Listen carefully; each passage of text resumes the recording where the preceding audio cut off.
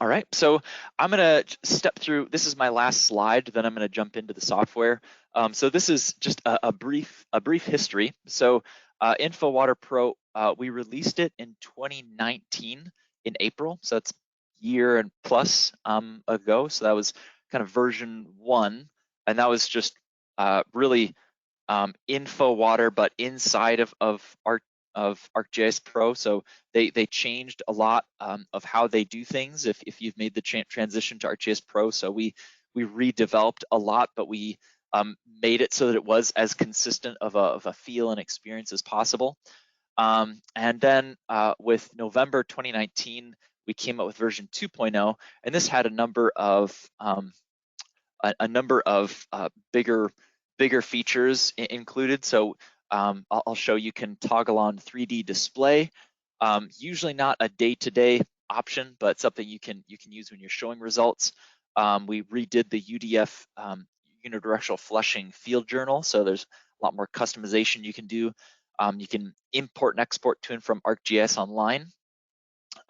This is really the future of how utilities and Esri are going to exist in the future. Really, Esri is going away from desktop software and into GIS services. So everything, the future is no longer files in a folder somewhere. It's all cloud integrated. And so this is really a key part of Esri's future.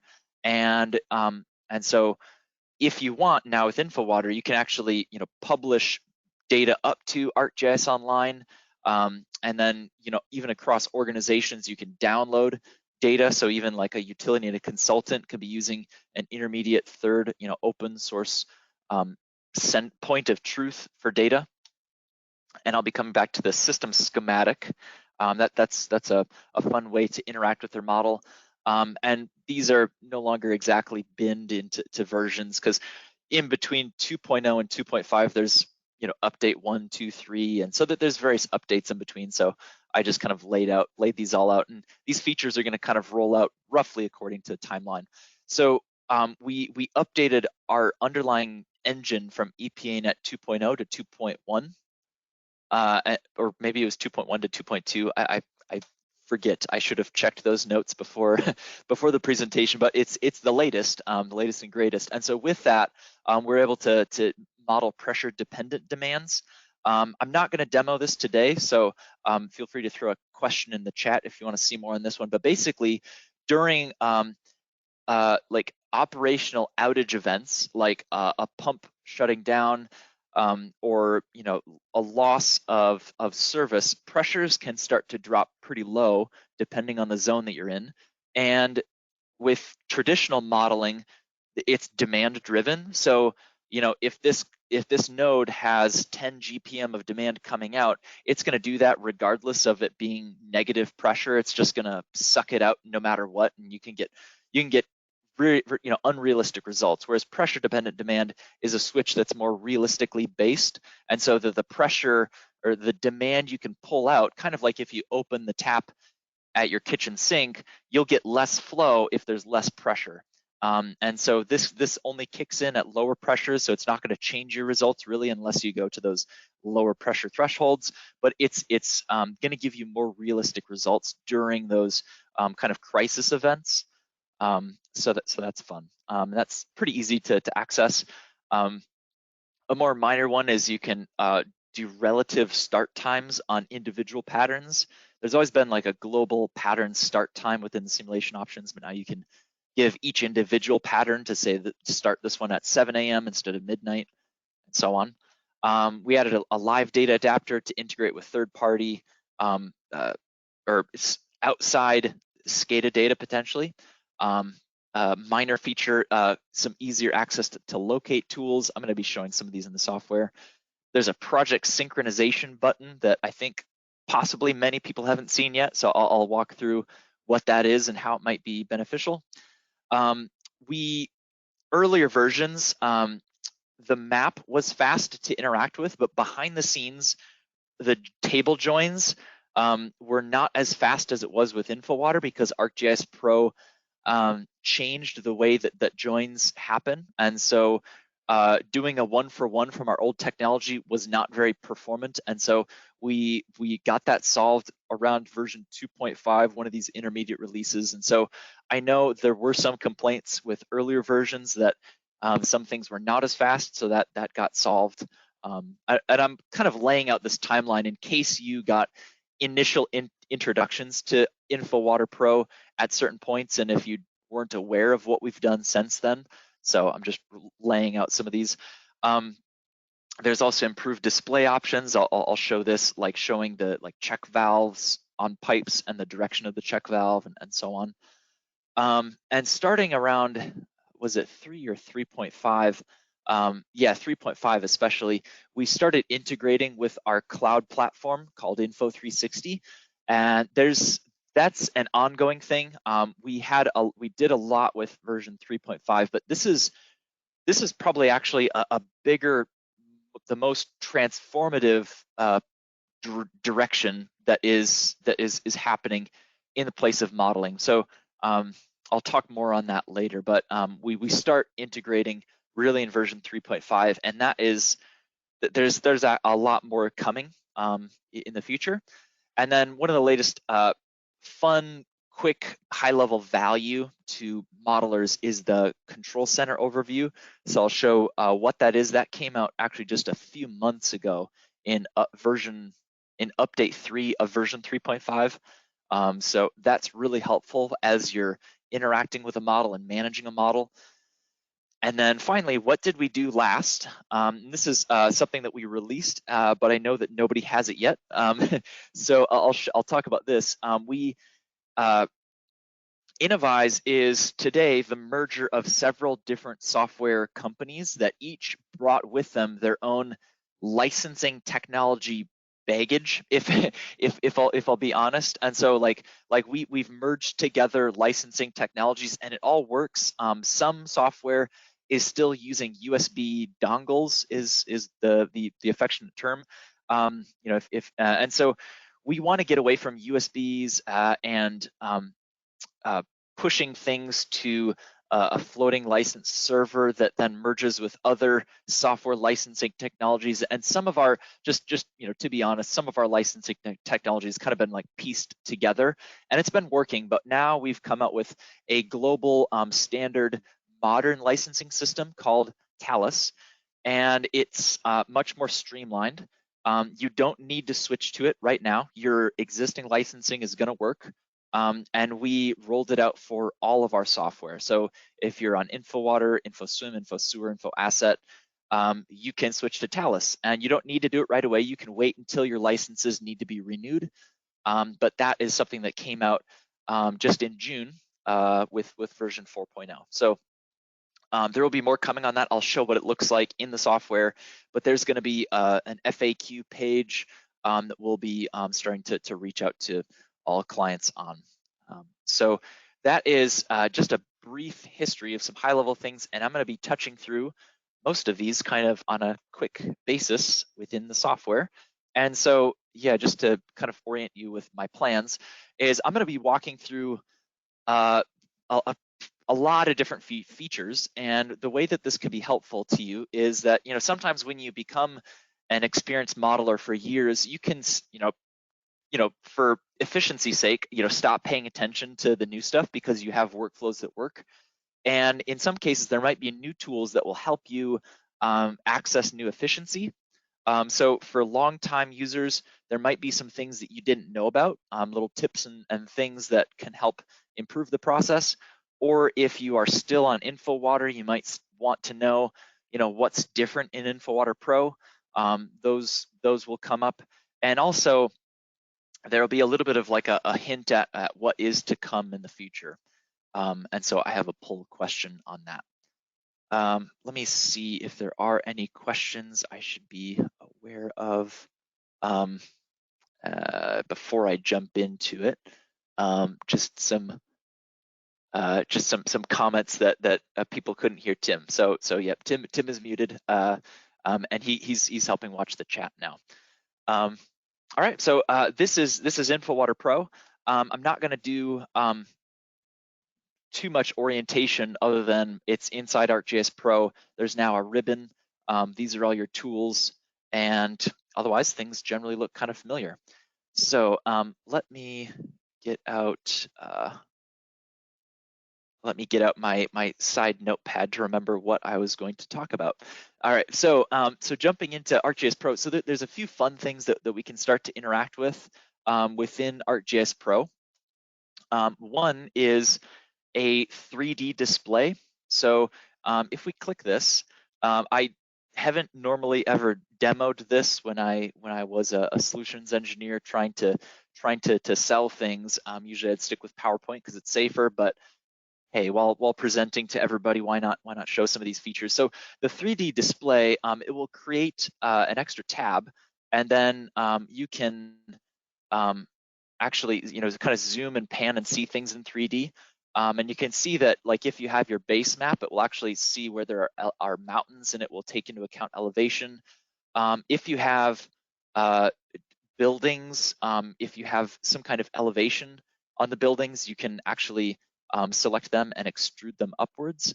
Let me go ahead and do a couple other fun things just to show you some things you can play around with. So you can make these two layers in separate windows, and then if you go to the view panel, you can actually choose to link the views. And so if I zoom in on my plan view, it will take my 3D view with it.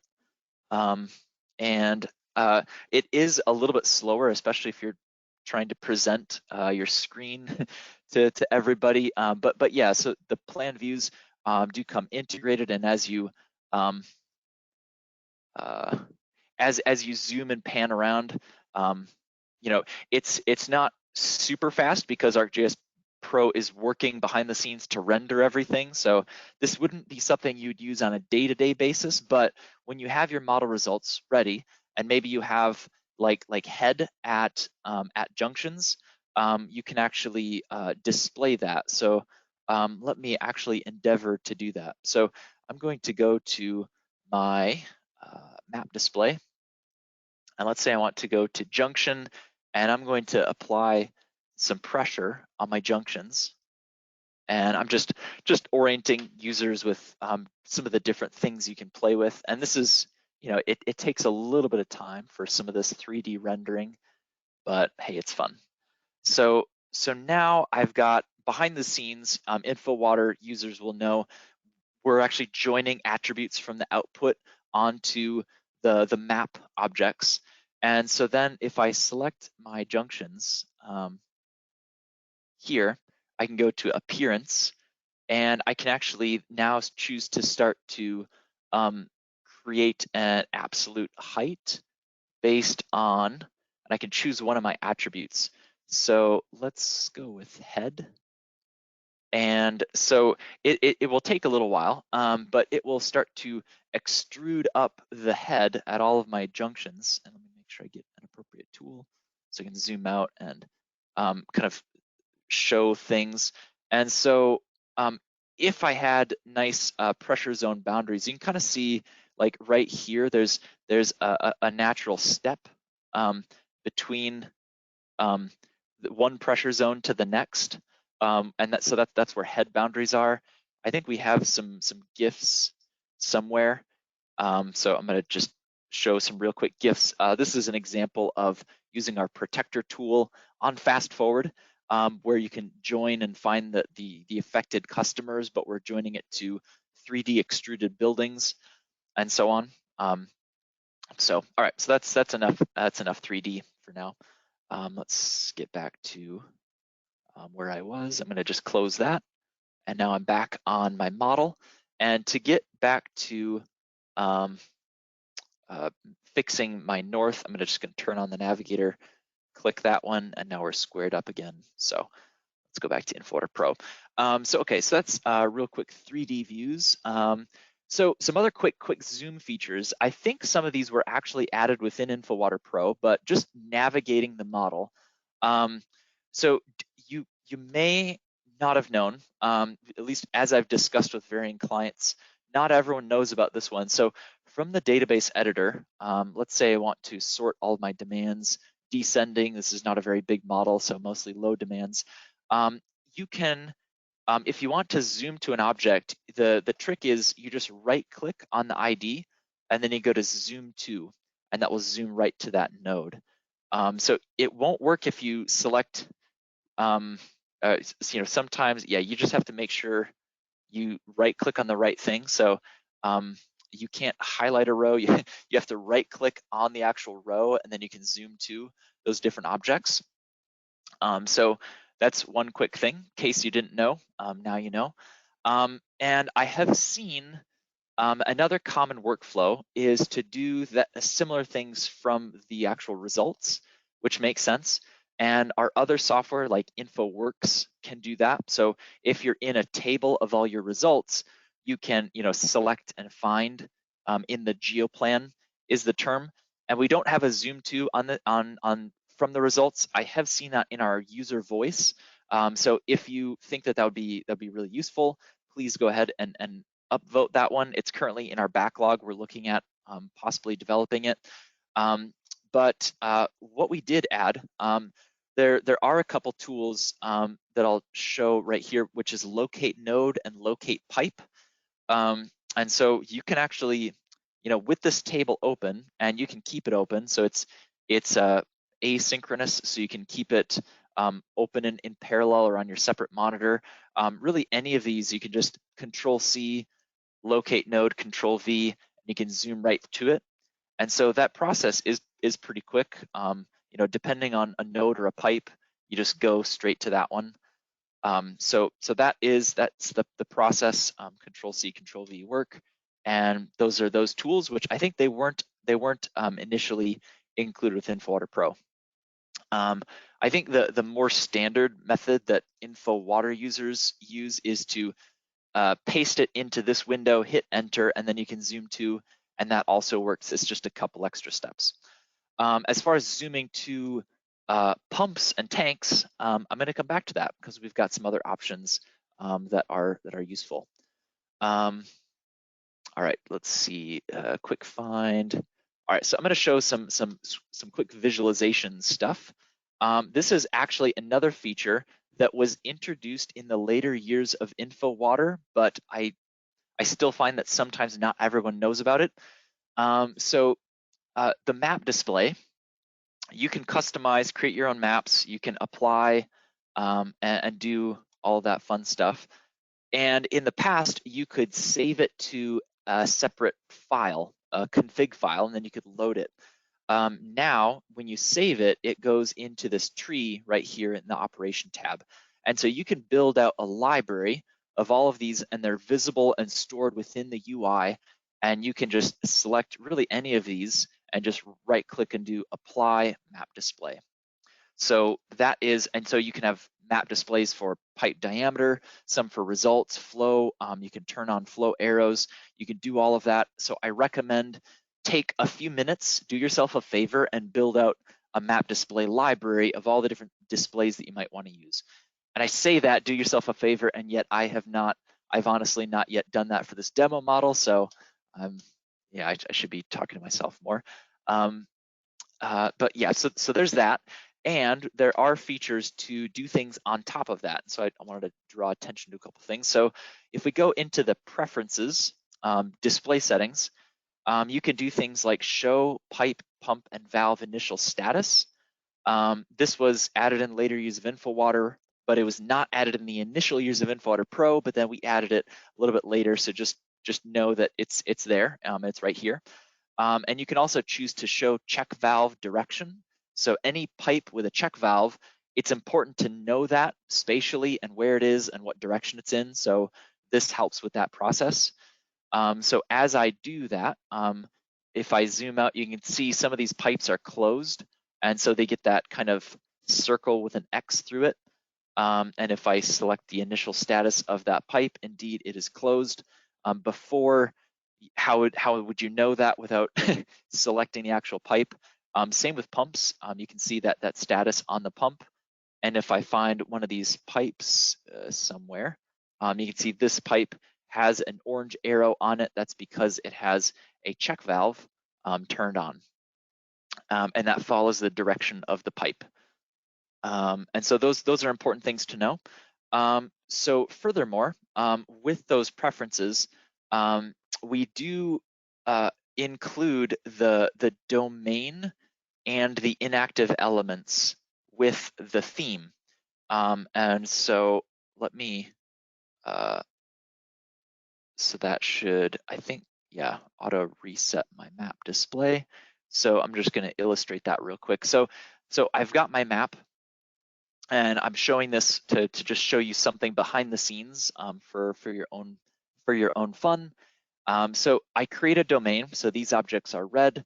I'm going to also create, kind of deactivate some objects. These are similar looking, but very different tools. So some of these objects are gray, some are red. Let me go ahead and turn off my imagery. And now I'm going to go into map display, and I'm going to turn on, I'm going to turn on the pipe diameter and just show, and show that I now have varying pipe diameters all in the symbology, but you can also see the pipes that are inactive and the pipes that are in the domain. And the inactive, you can have that visible or not, so that's just right here. If you unchecked that, they'll go invisible and you won't be able to see them. And so you can mix and match themes by attribute as well as domain and inactive. And I bring all this up because I know that some Esri Pro users like to customize their own maps with your own. You know, you can run wild with Esri symbology. And so I just wanted to show, in case you didn't know how we do this, you can incorporate this into your own custom themes. And the way that we do it is on the field expression of what you're doing your map display on. So right now I have a theme based on the diameter of pipes. So I can open up symbology, which, yes, this is very different from InfoWater. You actually get a pop-up window here, and then you can click this set expression window, and you get an expression builder. And this is the secret sauce of how InfoWater Pro combines all these things. This was just what our developers thought was the easiest way to do it. So if you want to customize and run wild with your own unique symbology, and if you want to have it dynamic with domains and inactive or active objects, just so you know, we don't use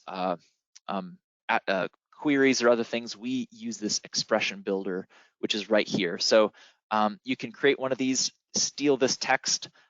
It's using the arcade language, which I think is generally pretty intuitive. So you can use this, steal it, use it for your own themes, and run with that. So that was maybe less of a feature, more so just tips and tricks to let you know what's out there. Okay, so that is enough on visualizing stuff. We're halfway in.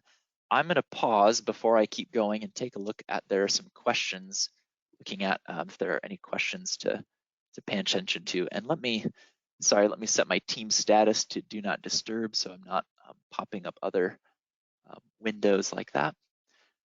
All right, nice. I see Tim is indeed responding to questions as we go. So I'm having a hard time resizing my GoToWebinar window. So let me see if there's, actually, I'm gonna just ask Tim if you could just message me in Teams if there's a question I should pay attention to. Otherwise, I'm gonna keep going and I'll pay more attention to the chat. I see there's a number of questions.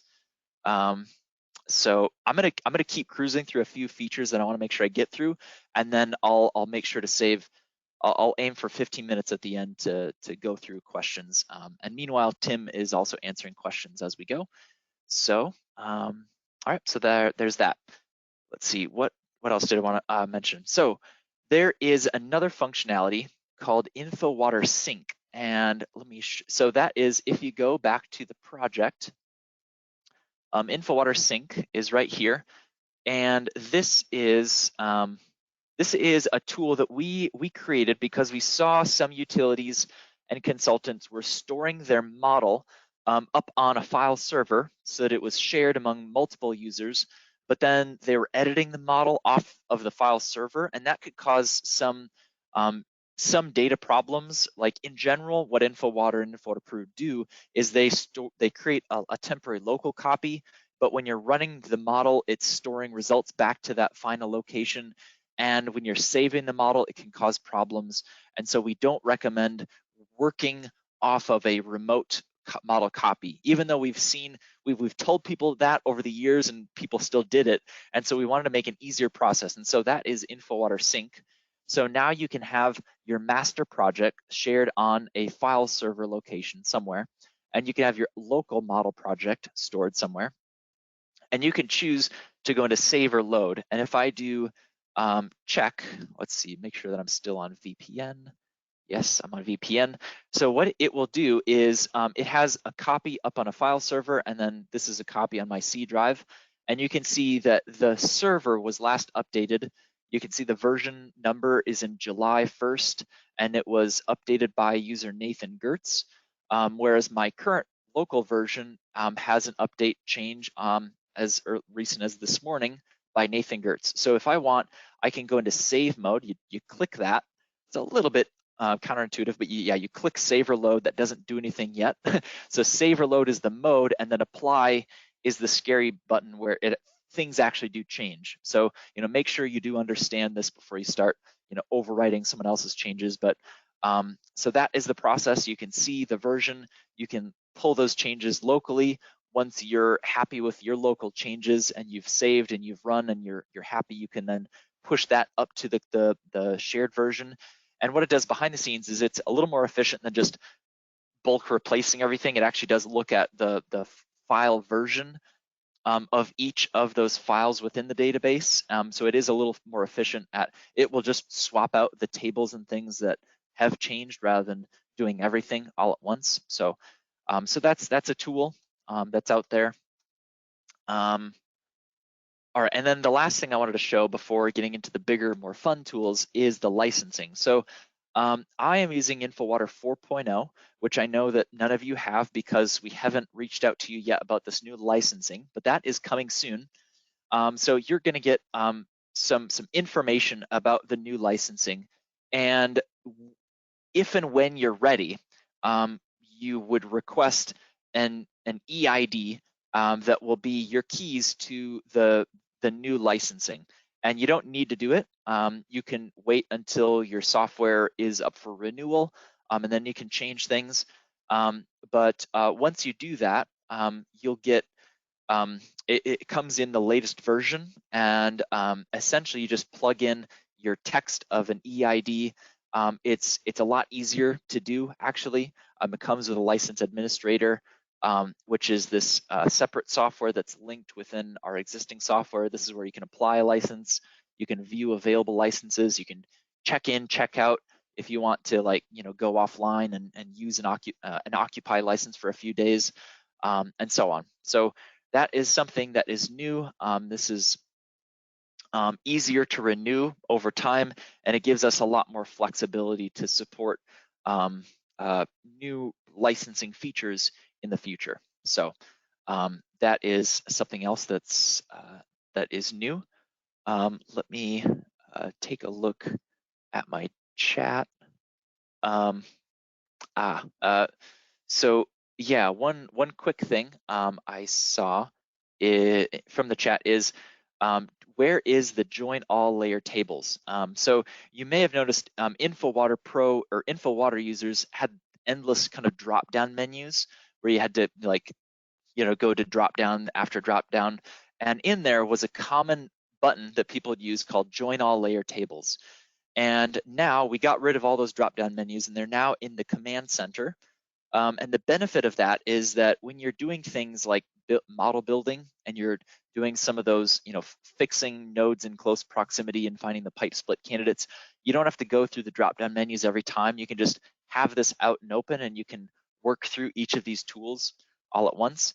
And in there is the tool to, where is it? Here it is. Join all layer tables and remove all layer joins. So This is an important and common tool that people do because if you're not aware, if I reset my map, I'll just orient you if you're not familiar. If I take a look at the actual attributes on this pipe table, there's not a whole lot going on. It's actually just really the model ID, some other kind of internal stuff that we use, really just the MO type is something, whether it's active or inactive or in the domain. And that's really all that we use here. So the actual spatial data is very lean and simple. It's stored in your IWDB folder.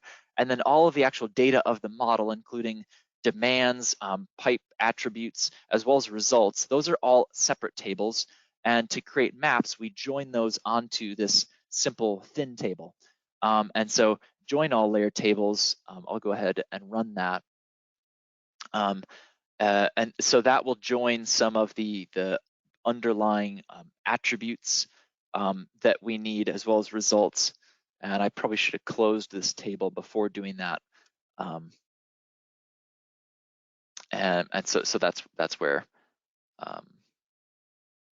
yeah, I'm gonna decline that process. So you can see now I have a bunch more fields all kind of joined in here, including the results that we usually join with for building maps. All right, let me jump into the next bigger features that are kind of the main ones I wanted to focus on. Let me find where I was. So yes, so one of the big features that we came out with that we always feature in demos is the pressure zone manager and system schematic. So I'm gonna, let's see, one quick comment is that, yeah, let me actually bring that up for this model. So I have a separate model that shows this a little bit better. So not all models have many pressure zones. Sometimes, depending on where you live, water distribution systems in the US and North America can look pretty different. But depending on where you are, if there is a bit of topography, there's probably a lot of different pressure zones, and they can play a big role in how you interact with the model.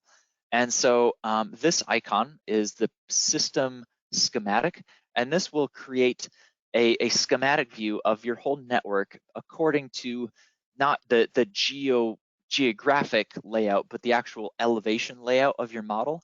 So it traces out each pressure zone, and it draws a box based on the range of elevations within the junctions of that pressure zone.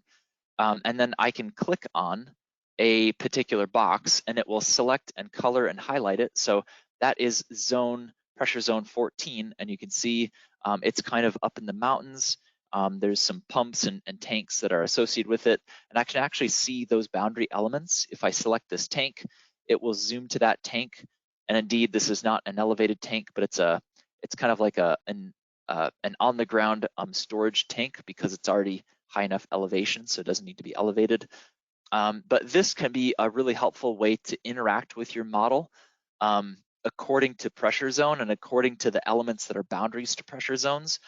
And with that, as you select a pressure zone, you can also get attributes of summary attributes of the min and the max pressure of that zone, the total number of nodes, the actual total demand, and so on.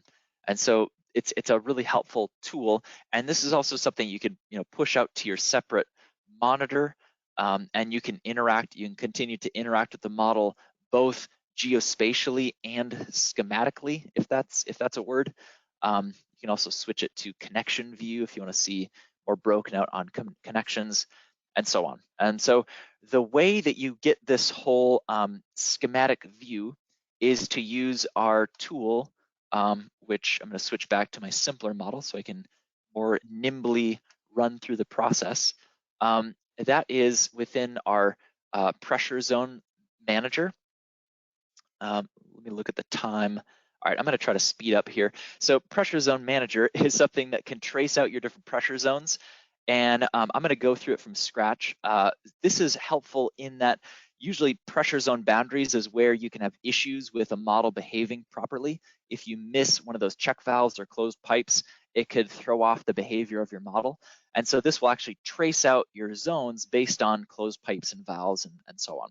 So definitely helpful to have this tool dynamically set up with your model. So you can choose what's your tracing area. You can include everything. You can also choose which elements you're going to ignore. So in this case, I have 2 pumps that are going from a groundwater well. So I don't really want a 1 node pressure zone. So I'm going to exclude those pumps from that zone.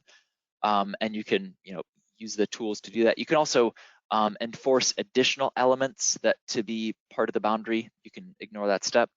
And then here is where you can customize the naming. So if you want, you can clear all of these and it will just trace out all of the zones for you automatically. But if you want to, if your GIS already has a certain naming convention on each zone, you can populate this table with the zone IDs, and you just need 1 node in that zone so to seed it with to make sure that it gets the right zone with the name. So so that's the process if you already have zone names, and then you can click next and you can run, and it runs through pretty quick because it's just using geometric tracing. And then that's the process, and then now you'll have access to that schematic view that I was showing earlier. So that's one way that you can start to interact with your model. And then the other way, let me head back to the more complicated model, is the control center overview. And this is a new icon right here that was released in update 3 of version 3.5 a couple months ago. And so this has been a long requested feature where traditionally Infowater users and modelers, you have controls that affect the behavior of your model, but it's tucked away in different places. So you have the initial conditions of objects that can influence the behavior. You also have the basic rule-based basic controls. So like on a pump, turn it on when the tank level reaches, goes below X, but turn it off when the tank level goes above Y. So some pumps have that, some pumps don't. That's something that's not always obvious on the map. You also might have rule-based control that overrides both of those. And in some cases, you might also have variable speed pumps that can also be at play. And it can get complicated having different points of truth to look at. And also, it's not all in one location where you can visualize everything. So this is a window where you can pop it out. It interacts in parallel with your map, so you can be zooming and selecting objects within the model, so you can actually have this on a separate monitor in addition to your pressure zone schematic. And you can see here, this is how some real world systems are, where if I go to this Hidden Hills booster pump station, I've got 4 different pumps. In this case, all 4 of these are off, but 2 of them have basic control. They also have rule-based control, and you can see them all. You can see all the controls all at once. So here are my basic controls, and you can see actually the object. You can sometimes the basic control is actually turned off or on, and you can also see the rule-based control, which gets turned off or on within the run options, and so on. And so you can select these objects. You can then zoom to them on the map, which is really helpful. You can sort and find. And as I've been in the process of kind of recalibrating a model or revalidating, this is really a key kind of launching point, because when the model isn't behaving right, you have to get the controls all working correctly, and that could be an iterative process where you need to be checking what all right, the tank levels in this zone are not working. Well, what are the pumps going in and out of that zone? Well, you can see that right from the system schematic. You can go to those pumps. You can then see, okay, well, that is the Santiago booster pump station. So you can see those right here. You can see their pump status right within this window. You can also zoom to those objects in the map. So you're not needing to zoom around the map and create all these bookmarks that you used to have to do. So it really, really kind of changes the way that you can quickly navigate your system and build an understanding of why things are behaving the way they are, and so on. And so we're really starting to get beyond just, you know, objects on a map and trying to get into a user experience that behaves the way that a system does. And so you can also see all of the valves that are closed, and you can choose if you want to see just the control valves or if you want to see all valves. And you can also do that for pipes. So for pipes, you can see just the pipes that are controlled. So some pipes are closed or open, and then this pipe actually has a basic control on it. Or you can choose to see all pipes, which in this case would be like 50,000 pipes, so I won't select that.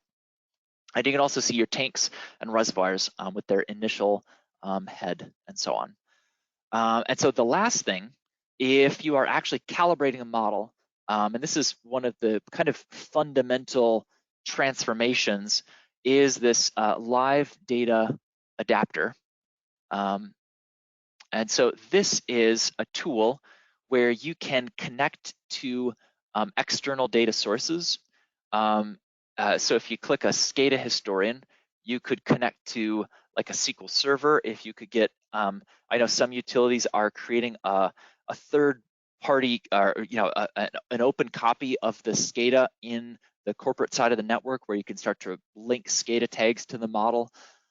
We also have cloud integrated info360.com. So if you don't have that direct SCADA access, we can provide a cloud solution for you, which is encrypted and cloud secure, that enables data analytics on top of the SCADA. So we can actually automate the mass balance calculations for your demand patterns for each zone, if there are flow meters, and then tie that to the actual model demands.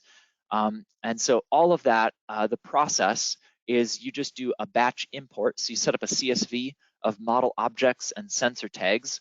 You get this table where you can see all of your different objects that have sensors on them. So these are all my tanks. I can zoom to that tank once it's been set up. I can also edit the details. I think this site is not logged in, so I'm going to switch models real quick. So let me sort by sensor type. So you can go to the tank level. You can see the mapping of how the model connects to the tank. And then most importantly, you can hit all of these and go to a gap analysis. And let me see, we just implemented a cache, and I was doing this late last night in my procrastinated preparation. Yeah, so that is fast now.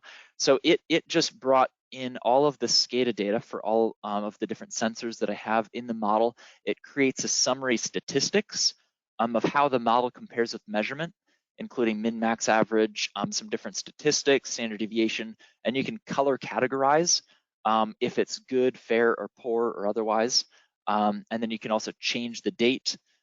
So if I take a look at my two tanks, for example, I can now do a gap graph. So this is model minus measurements, and so this is not a calibrated model. This is the difference, and so if you have like 20 different tanks in your model, you can see a scatter of how all of them compare against measurements. But you can actually interact a bit more with this. So this becomes an interactive dashboard that, again, you can also put this on a separate monitor, and you keep your model open and you keep editing things as you go. So as you're calibrating, this is your dashboard that you can see how your model's comparing with SCADA. You can see the objects that are the farthest away from SCADA, and then you could tweak the controls with the control center overview, update your model, rerun, and these graphs will refresh. I can also select individual ones. So I can select this one, pull open the individual comparison graph, and it's pretty interactive. So I can, maybe I want to switch to this tank. You just toggle it on and off, and now I've got this tank's comparison. And so that's all being done. And where we're headed is that demands are coming in from Info360, because that's where you can calculate from the mass balance. We can also pull in the initial condition automatically once you have all of those sensors mapped. So pump status, if you've got hundreds of pumps, it will just update whatever date you set to. When you go to a SCADA run, it will update the pump initial status, the tank initial status, and what's next to come logically is some of the pump controls. If you want to use time series control on the pumps, that will also be able to be automated as some of the things that we're working on. So really, we're looking at the kind of cumbersome process of calibrating a model is going to be much more streamlined. And in that way, we can then start to leverage cloud integration for other users to be able to do a lot more with the model once the model is calibrated on a more consistent basis, and alleviating some of those workflows that were tough to do. So with that, I'm going to start looking at the questions, but I have a couple questions for all of you. So and this actually helps me out. It's been really fun getting to work with our developers on looking to the future at what we're doing. We have a lot of different plans, but I love getting to see input from the market, from the industry on how you're using the model and what would be most beneficial to you. So I'm going to ask two questions, and I'm kind of interested in this data. So let me start this first one. So that should be launching, and I believe you can hopefully see the question. So the question is, how do you spend most time with hydraulic models? Are you doing model build and calibration? So that might be, consultants in a lot of cases. Are you doing model review and data management? Are you doing development assessment and fire flow analyses? So I know at many utilities, this is where you might spend a lot of your time is like just add a new demands and do fire flow. Does this comply with what we're doing? Or are you doing kind of some of the higher level system analyses? So like valve criticality, water quality, etc., or even operation like pump efficiency and so on. So this is the first question: is how do you most interact with the model? And I'm keen to get the results from this one and then see how you answer the next one based on what you're saying. So let's take another 5 seconds to answer this one. 5, 4, 3, 2, 1. All right, thank you everyone for answering that. Let's go ahead and share those results. So I believe you can see the results. So a third of you are doing model build and calibration. The largest group are doing development assessments and fire flow analyses. So that's good to see. And nice, a good 20% are doing kind of higher level system analyses. So that's cool to see. Going beyond just building a model and checking those assessments is really providing insights for the future and asset criticality. So that's great. So next question, and this is something I've been we're really at a crossroads, and I'm curious to see everyone's input. Is what would be your next wish list item in modeling software? Now, unfortunately, I can't guarantee that we're going to do whatever comes out right now as the highest vote. So I'll read the options. So streamlined model calibration, kind of like some of the things that I was showing. Cloud computing for parallel analyses, kind of like a valve criticality, or like break every pipe in the model and report out, what are the worst, the worst results for customers, or just simply a new web UI for visualizing the model, for publishing model results and doing streamlined workflows like fire flow analyses or some of those things. If you're doing like common workflows, maybe it'd be easier to get your job done in a simplified interface, or a multi-user cloud database. So of course, I can't say or give any guarantees that we're gonna do any of these ever.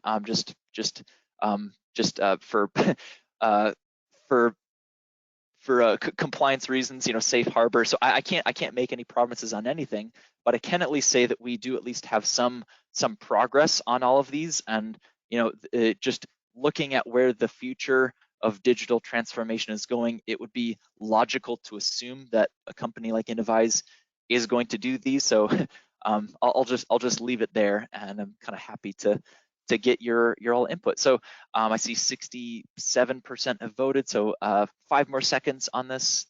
4, 3, 2, 1. Thank you everyone for your results. I'll just go ahead and share that. So it's interesting to see that a good chunk of people are looking for ways to streamline model calibration, because I know that is it's a difficult process. It is certainly it's not a technical task. It's sometimes almost more of an art form. 2 different experienced modelers are going to get different results when you calibrate a model, but there are a lot of low-hanging fruit where software algorithms can help out, like streamlining the data gathering and just the usability of that process. But that's great input, because if you're not confident in your model, then everything else it kind of falls short. So great. I apologize for running long. I'm going to start taking a look at the questions to see if there are other questions that have not been answered. Thank you, Tim, for answering a number of the questions as we've gone. And we're also at the end of the hour, so I apologize if your question was asked and it wasn't answered yet, and if you have to go, I'm going to go ahead and stay online for the next 5-10 minutes. This will be recorded. You'll get access to the recording. We'll also be able to reach out if you did have a question that was unanswered. Actually, let me go ahead also and provide my what am I doing? Provide my email. Not that I can answer every question, but this is me. Let me see. Am I still sharing my screen? Now I am. So this is me. I'm happy to help direct your questions to either answer it myself or direct people that can help answer. All right. So that's enough of that. So if you have to go, thank you for joining. I'm going to go ahead and keep answering some questions. If there's some things for me to pay attention to specifically. Let me see, and I need to get rearrange some windows so that I can see. All right, so I see a couple questions were flagged, so let me apologize while I orient myself with the question list.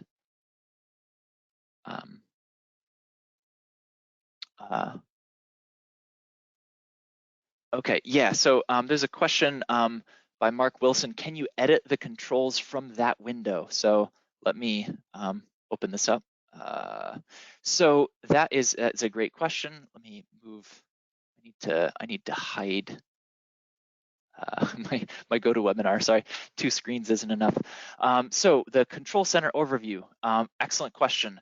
So this was our initial release of the software, and some things you can edit from here. So if I go to here, I can edit the initial condition. So currently this pump is off. I can say on and save, and now that pump has an initial condition of on. However, we did not yet tackle making all of the things like the simple controls to be editable. So at the moment, the workflow is if you see these values and you don't like them, you zoom to that pump, and I think it does select it all automatically. Is that true?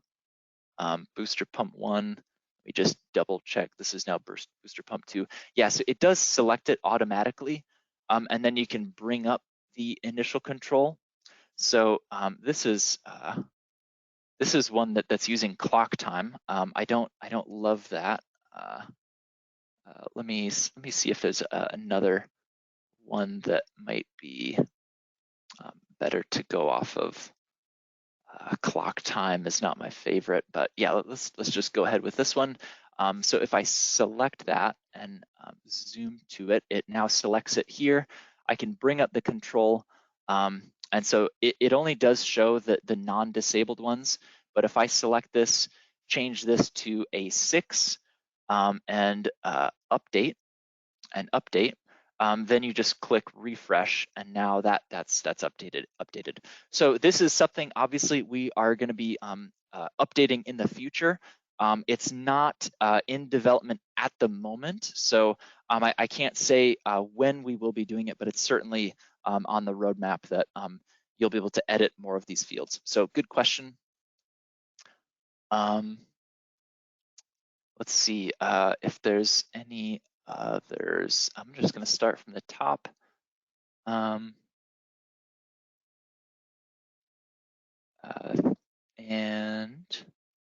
this is good. Zoom to the results table.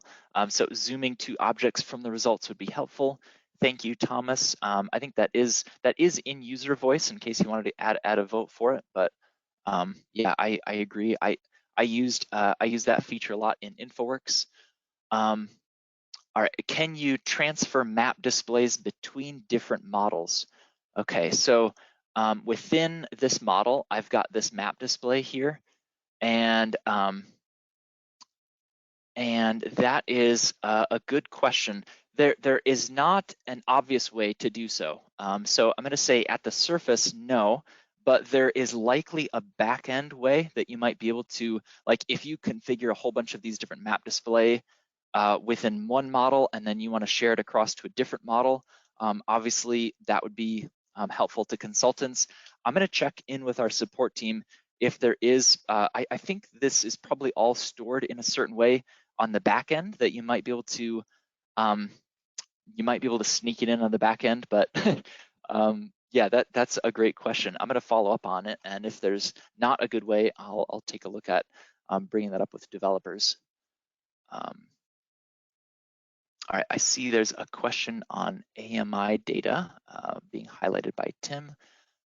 So meter AMI data, how do you incorporate it into the junction demand with diurnal curve? That's a great question. Thank you.